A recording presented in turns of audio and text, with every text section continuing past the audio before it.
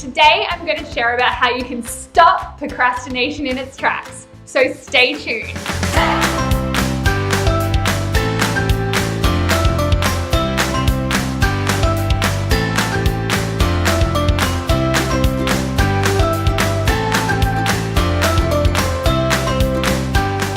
Hi, I'm Tony Baish, founder of 365 Plus, and I know that procrastination can be an absolute killer. We get stuck procrastinating, and then we procrastinate about how we're procrastinating, and we get sucked into social media, TV, the internet, anything but doing what we should really be doing.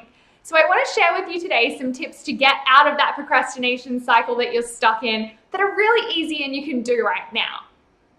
So the first thing is, when it comes to procrastination, you need to remember, if it can be done today, do it today.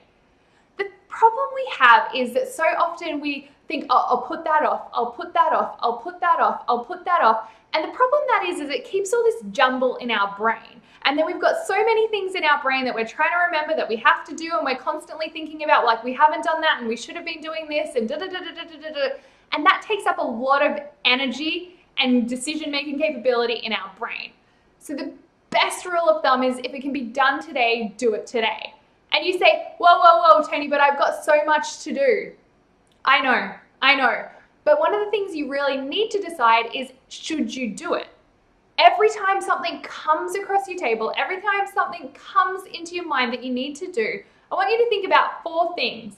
I want you to think about, should I be doing this? Does it actually align with my goals? Is it going to be getting me where I want to go? Is this something that's actually important to do? Or is this like the new shiny object that I need to be chasing down? Maybe not. So think about, do you need to do it?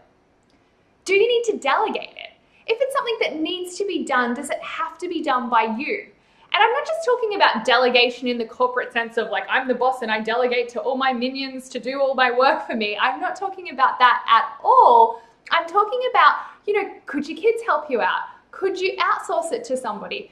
Could you get your spouse to do it? Like, a great example for me is, I really don't love cooking and it takes a lot of my time, so I get my husband to do the cooking for me. So is there things like that that are taking a lot of time and energy for you that you don't need to even do at all? The next thing is defer. So I said, if you can do it today, do it today. But there is things that are bigger projects that we can't do today. So then you need to defer them. But what you need to do, the key thing when you're deferring them, is you need to actually schedule to do them at a later date. Because again, you want to get it out of your brain, and you want to not have to think about it anymore. You want to know that it's going to get done. So by deferring it, you're putting it into your calendar at a later date. You're scheduling in the time to make sure it gets done. And then the final thing is dump. Yep, dump, the big D. We've got 3 other Ds, but this is the big D. Too often we're just saying yes. We've got a case of yes-itis, and we're saying yes to things that we shouldn't even be doing. They're not helping us. They're not getting us closer to our goals. They're just not the right things. And I'm not saying be entirely selfish and never do anything to help anyone else. But the problem is that when people know that you always say yes, they just keep asking you for more and asking you for more and asking you for more. So you have to get into the habit of actually starting to push back and say no. And sometimes you don't even have to say no. Sometimes people are asking you to do things and you're taking it really seriously, like, oh my gosh, I have to do this. And then you do it and they don't even thank you or recognize that you've done it. And I think sometimes people are just a bit flippant, like, oh, could you do this report for me? Or could you share this with me? And you go to a lot of time and energy and for nothing. So think about, what's the real value in you doing it? And if there isn't value for you, for somebody you love, then make sure you dump it really, really, really fast. So we've talked about making sure if you can get it done today, you get it done. We've talked about the do, delegate, defer, dump. The next thing I want to talk to you about that's going to really help you get over procrastination is go for progress, not perfection.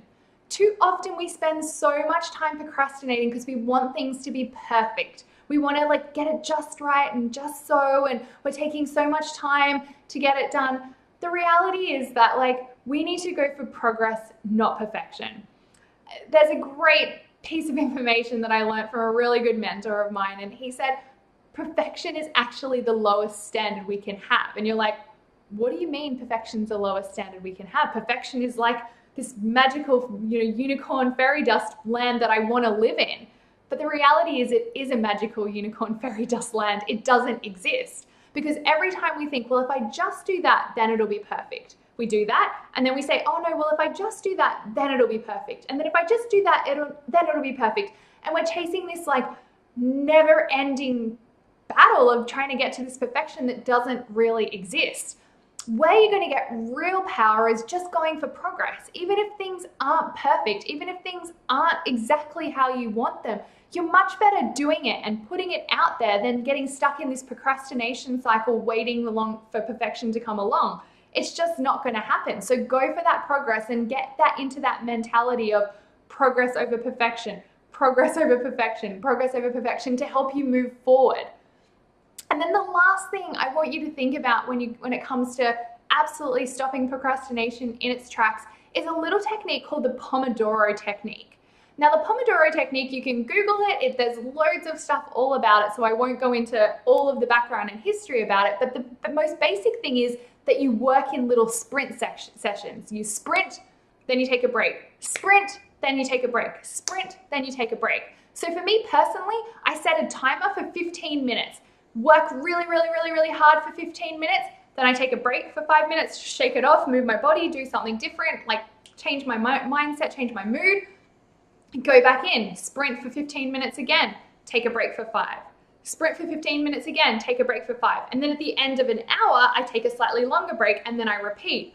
Or if I have tasks that are longer to do, again, I'll take a sprint, but I won't do any longer than an hour because you do any longer than an hour, you can't stay focused. So I'll do a sprint for an hour, then I'll take a longer break. So I work in these sprint sessions all the time because it really helps you to focus on what you need to get done. Because if you say, I'm going to do nothing but this one task for 15 minutes, 20 minutes, half an hour, whatever it is that you choose, I'm going to do nothing but that one task. It stops all that noise and it stops all those little distractions that you have that enable you to procrastinate. There's no more Facebook, there's no more Instagram, there's no more internet, there's no more TV. You are just focused on that one task. And by doing that, you get so much more done because you stop the distractions and you stop the procrastination in its tracks. So to recap, to stop procrastination in its tracks, you're going to do 4 things. The first thing is, if it can be done today, you're going to do it today. Anything that comes across your desk, you're going to look at it and say, am I going to do? Am I going to delegate? Am I going to defer? Or am I going to dump? You're going to look at, am I trying too hard to be a perfectionist? And should I go for progress or should I go for perfection? Hint, it's progress. And finally, you're going to use the Pomodoro technique to go in little sprints and then take a break. Go in little sprints and then take a break, and you'll get so much more achieved. So I hope that your procrastination comes to an end today and live vivaciously.